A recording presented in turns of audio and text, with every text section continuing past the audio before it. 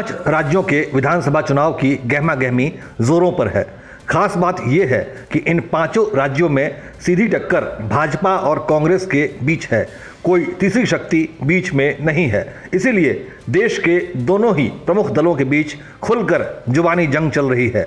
इसी कड़ी में कांग्रेस के वरिष्ठ नेता राहुल गांधी मध्य प्रदेश के जबलपुर में पहुंचे, जहां उन्होंने अपने चिर परिचित अंदाज में मोहब्बत की दुकान खोलने की बात की, लेकिन साथ ही जातीय जनगणना का शगुफा भी छोड़ दिया। राहुल गांधी ने कहा कि मध्य प्रदेश में जब उनकी सरकार बनेगी तो जातीय जनगणना कराई जाएगी।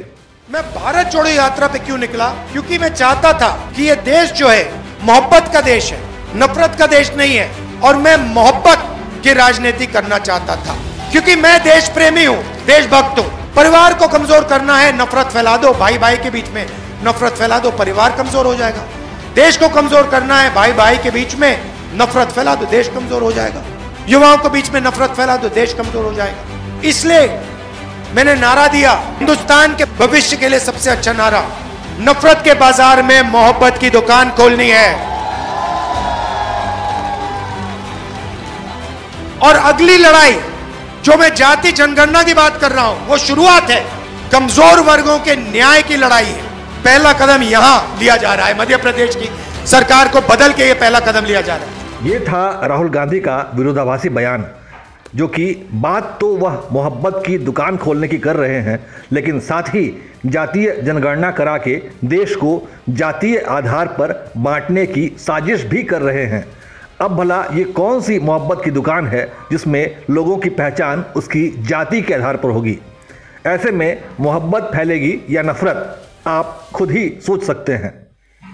दूसरी तरफ भाजपा नेता और गृह मंत्री अमित शाह ने कांग्रेस पर एक और संगीन आरोप जड़ दिया, जिसमें उन्होंने साफ तौर पर कांग्रेस पार्टी पर आदिवासी समुदाय के धर्मांतरण का आरोप लगाया। कांग्रेस सरकार के राज में अंधाधुंध धर्म परिवर्तन होने का काम रखा।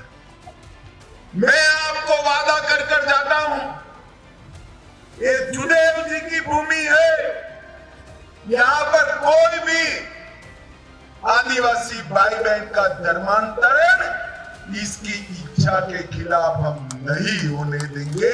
उसको सुरक्षा, माताओं, भाई और बहनों, यहां पर जो राज रहा 5 साल, वो राज भ्रष्टाचार का राज रहा है। भले ही चुनाव 5 साल के बाद आते हैं, लेकिन चुनावी समय देश की जनता के लिए बहुत अहम होता है, क्योंकि इस दौरान राजनेता जो भी बयान देते हैं उससे बहुत सारे राज खुलकर सामने आते हैं। जिस राहुल गांधी के पिता और पूर्व प्रधानमंत्री राजीव गांधी देश को जाति की जकड़न से निकालने के पक्षधर थे, उन्हीं राजीव गांधी के बेटे देश में जातीय जनगणना करा के देश को फिर से जाति की दलदल में धकेलने की साजिश रच रहे हैं। अमित शाह ने गलत नहीं कहा, वो गृह मंत्री जैसे जिम्मेदार पद पर हैं और उनके पास अंदरूनी जानकारियां होती हैं। उन्होंने सबूतों के आधार पर बताया कि कैसे कांग्रेस धर्मांतरण माफिया का समर्थन करती रही है। देश में चुनाव नहीं आता तो ऐसे रहस्यों पर से पर्दा कैसे उठता?